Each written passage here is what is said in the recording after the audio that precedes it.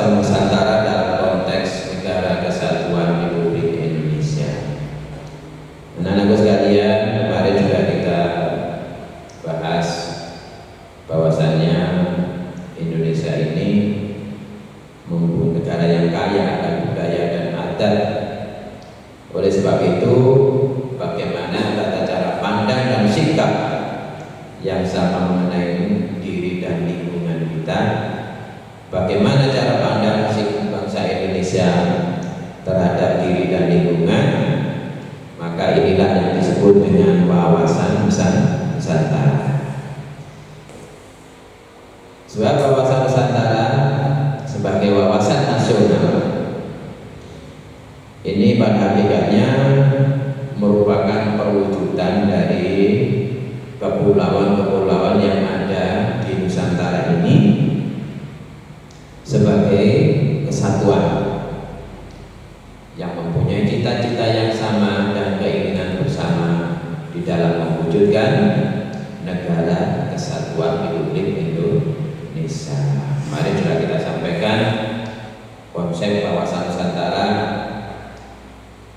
menurut beberapa ahli, kemudian hakikat wawasan Nusantara sampai dengan asas wawasan Nusantara. Sekarang kita lanjutkan kepada kedudukan, fungsi dan tujuan daripada wawasan Nusantara. Kita bahas dulu kedudukannya. Kedudukan atau status wawasan Nusantara adalah posisi, cara pandang dan perilaku bangsa Indonesia ini mengenai dirinya yang kaya akan berbagai macam suku bangsa, agama, bahasa, dan kondisi lingkungan geografis yang berwujud negara kepulauan.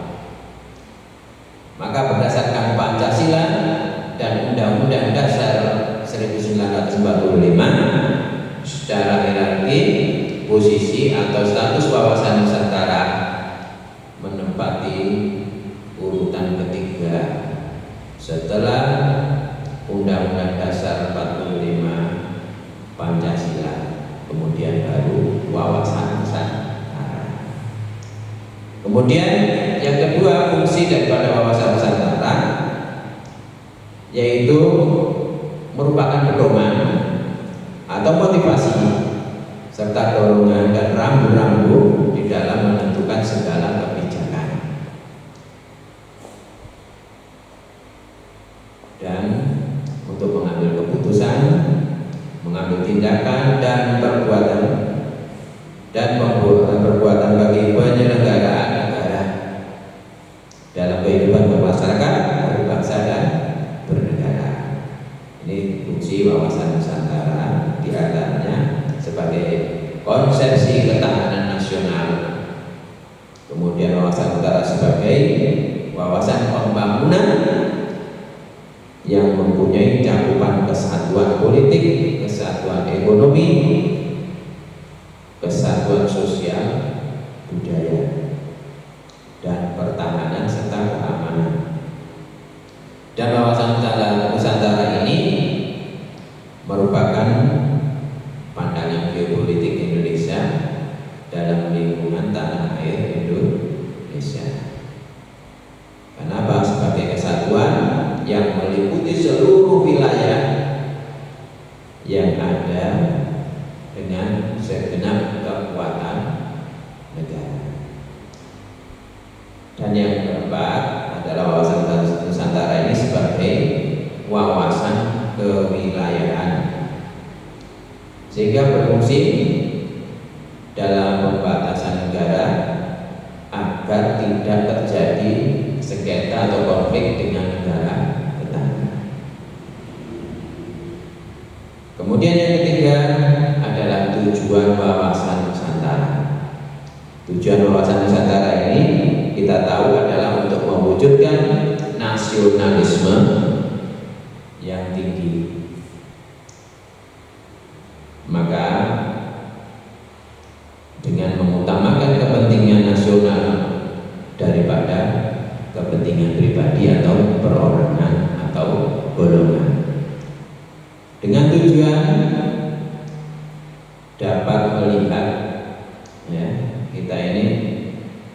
apa yang sudah menjadi tujuan bangsa ini yang termuat di dalam Undang-Undang Dasar 1945, bahwa untuk mewujudkan kesejahteraan umum, mencerdaskan kehidupan bangsa, dan ikut serta melaksanakan ketertiban dunia berdasarkan kemerdekaan, perdamaian abadi, dan keadilan sosial.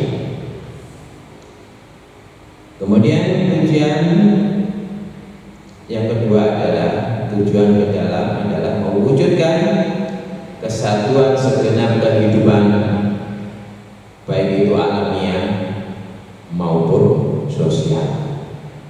Maka dapat disimpulkan bahwa tujuan bangsa Indonesia adalah menjunjung tinggi kepentingan nasional serta kepentingan kawasan untuk menyelenggarakan dan membina kesejahteraan, kedamaian, dan budi luhur serta martabat manusia seluruh Indonesia untuk mencapai perdamaian abadi, bukan hanya di Indonesia tapi seluruh dunia. Ini ada beberapa aspek, yaitu aspek Trigatra, aspek Pancagatra, dan hubungan antar gatra. Kita bisa lihat bahwasanya kalau aspek Trigatra ini diantaranya adalah satu aspek geografi, yaitu di mana letak yang sangat strategis yang dimiliki oleh bangsa Indonesia ini, yaitu di garis khatulistiwa di antara dua samudra dan dihubungkan dari dua benua. Kemudian yang kedua yaitu aspek penduduk, dan penduduk yang bertempat tinggal di Indonesia ini terdiri dari berbagai macam pulau, berbagai suku dan bangsa. Ini yang membuat negara Indonesia ini mempunyai aspek yang sangat luar biasa di dalam membentuk wawasan Nusantara. Kemudian yang ketiga adalah keadaan dan kekayaan alam yang dimiliki oleh bangsa Indonesia. Sumber daya alamnya sangat melimpah ruah, sehingga membuat negara-negara lain ingin untuk bisa memiliki sumber daya alam yang ada di Indonesia. Kita lihat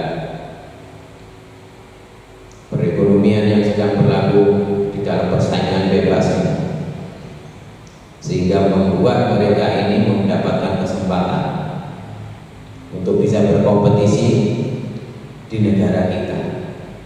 Akhirnya bangsa kita ini ada beberapa yang malas, nah ini tergeser oleh bangsa lain yang datang ke Indonesia, sehingga bangsa asing yang datang ke Indonesia perlahan-lahan sekarang sudah bisa mengambil sumber daya alam yang ada di Indonesia.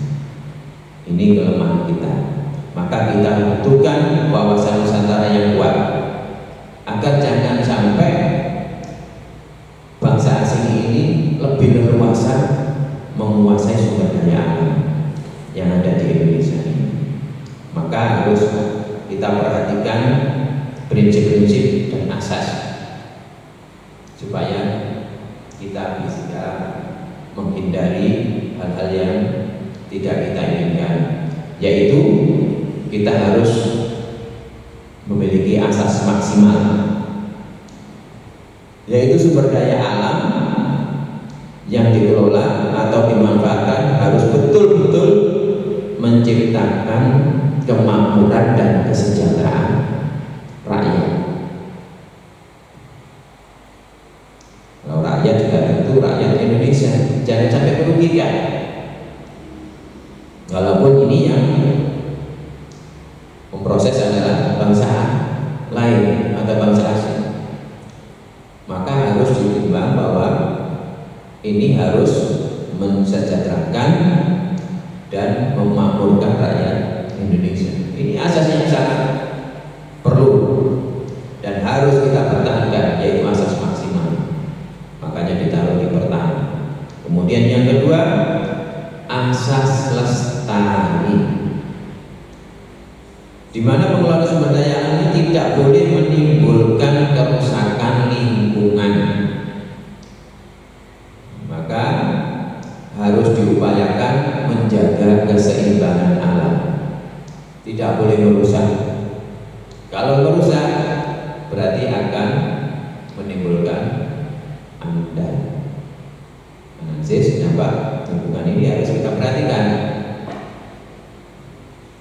Banyak, misalkan kalau di Irian Jaya di sana ada report, kita tahu bagaimana eksplorasi perusahaan asing ini di dalam mengeksplorasi sumber daya alam yang ada di Irian Jaya. Dengan begitu leluasa, tidak memperhatikan lingkungan, akhirnya masyarakat sekitar bukan makmur, tapi terkena limbah, akhirnya kena alergi. Kemudian asas yang ketiga yang perlu kita perhatikan adalah asas budaya sains, yaitu bahwa hasil-hasil sumber daya alam harus bisa bersaing dengan sumber daya alam dari bangsa asing atau dari negara lain. Makanya kita tidak boleh kalah. Bahkan negara kita ini negara yang loh jinawi, batang pohon aja kita tancapkan tumbuh. Makanya negara kita ini adalah negara yang sangat subur dan makmur. Maka aspek-aspek ini harus kita perhatikan. Kemudian yang kedua, aspek Pancagratra ini ada 5. Yang pertama adalah ideologi.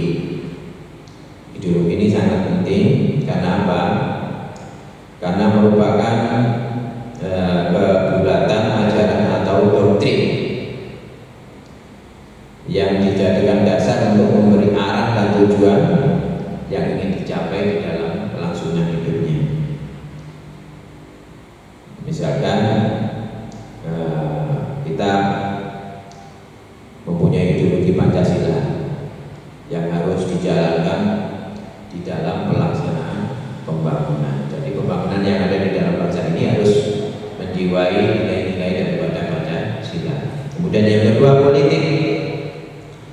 Ini adalah ketahanan nasional. Bidang politik ini diartikan sebagai kondisi dinamik bangsa Indonesia yang berisi keurutan dan ketangguhan dan kemampuan untuk mengembangkan kekuatan nasional di dalam menghadapi segala tantangan, ancaman, hambatan dan gangguan yang datang dari luar negeri. Ini banyak sekali, sehingga ada beberapa infrastruktur politik, misalkan politik ekonomi, kemudian politik kebudayaan, ada politik kekuasaan. Ini kalau kita hati-hati akan terkena pengaruh daripada politik yang dilakukan oleh bangsa lain. Kemudian berikutnya adalah ekonomi.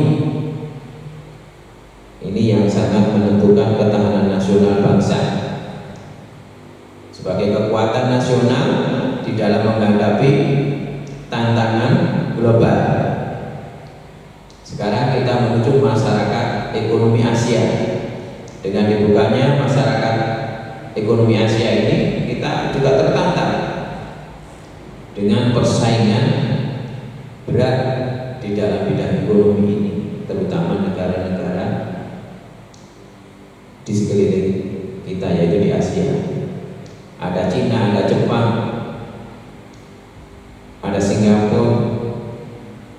yang lain.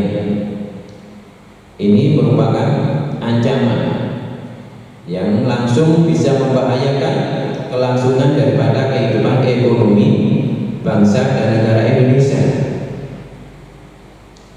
Maka dengan adanya perbedaan pada aspek alamiah dan sosial yang dimiliki masing-masing negara itu bisa menimbulkan kondisi situasi yang bisa mengakibatkan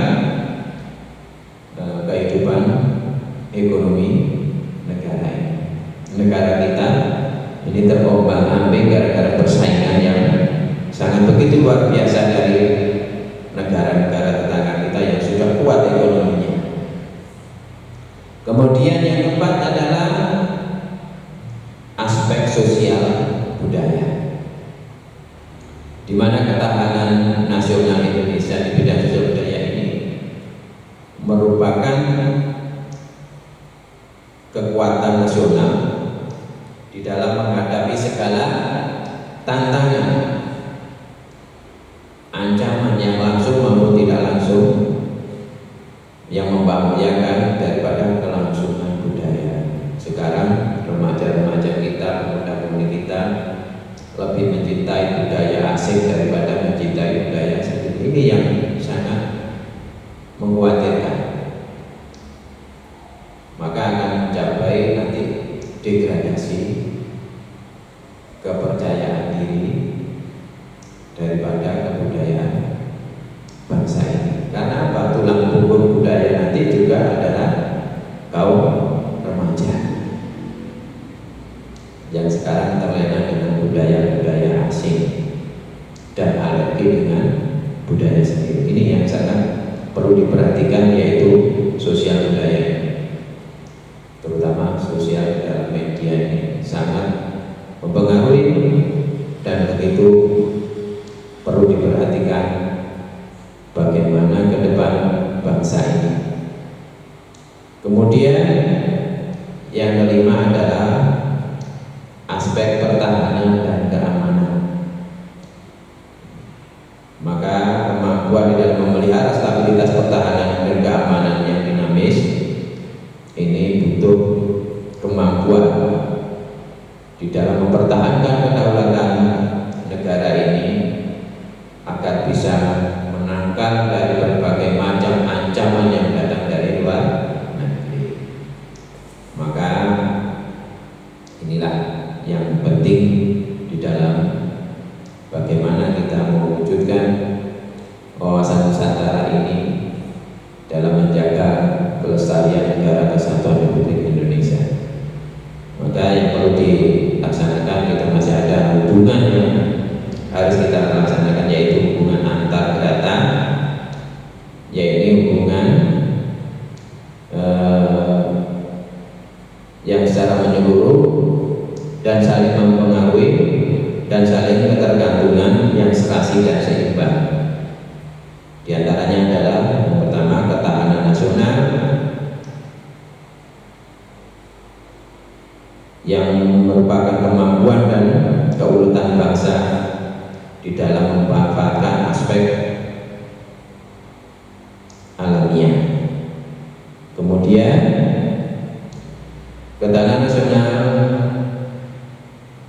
dalam suatu pengertian holistik, di mana terdapat saling hubungan antar katra dalam keseluruhan kehidupan nasional. Kemudian kelemahan pada salah satu aspek berakibat kelemahan pada bidang yang lain sehingga berpengaruh. Dan keempat adalah ketahanan nasional bukan merupakan kondisi hasil penjumlahan dari ketahanan bidang segenap kadranya, melainkan merupakan keterkaitan dengan integrasi dari kondisi-kondisi kehidupan bangsa. Kemudian hubungan dalam kadra ini ada hubungan geografis dengan kekayaan alam, hubungan kadra geografis dengan kemampuan penduduk, dan hubungan antara kekayaan alam dengan kemampuan penduduk. Ini saling berkaitan.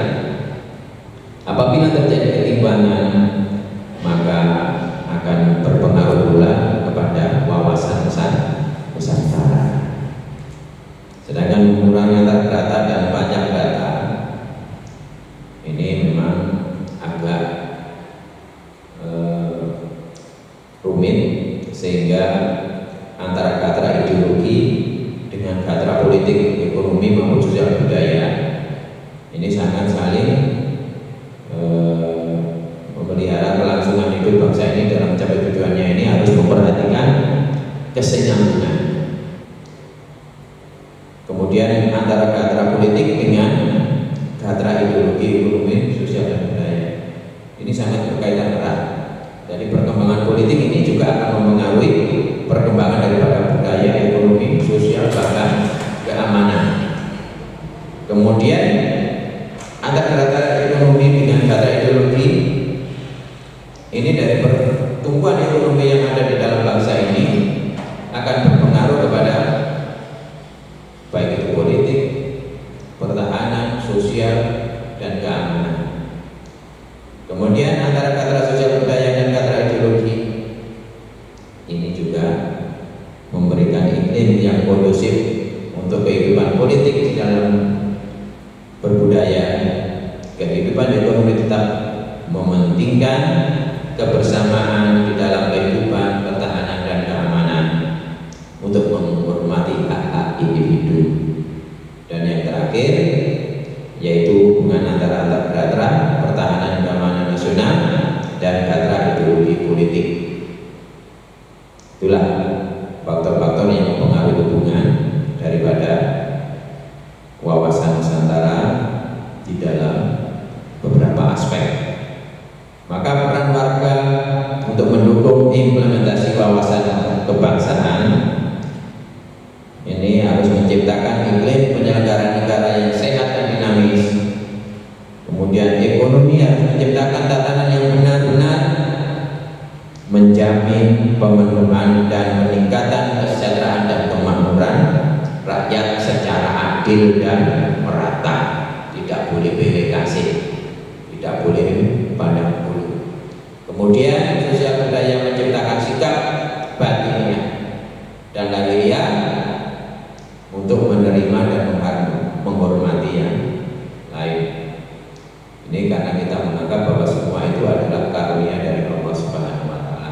Dan pertahanan keamanan menumbuhkan kesadaran cinta tanah air atau patriotisme yang sangat tinggi, dan untuk menuju kehidupan nasional yang berimplementasi wawasan Nusantara menjadi nilai yang menjiwai segenap peraturan perundang-undangan yang berlaku di negara Republik Indonesia. Saudara sekalian, ini materi yang saya sampaikan, ini melanjutkan pertemuan kemarin, dan mudah-mudahan apa yang kita sampaikan ini menambah kejelasan dan mudah-mudahan kalian diberi mudah untuk mengerjakan tugas yang ada di dalam LKS bab 2 ini, tentang yaitu wawasan Nusantara di dalam konteks negara kesatuan Republik Indonesia. Dan itu yang saya sampaikan pagi ini, dan mudah-mudahan Allah memberikan kemudahan dan kelancaran di dalam mengerjakan tugas. Akhirul kalam, kita tutup dengan doa untuk majelis dulu. Subhanakallahumma wa bihamdika asyhadu an la ilaha illa anta astaghfiruka wa atubu ilaik. Assalamualaikum warahmatullahi wabarakatuh.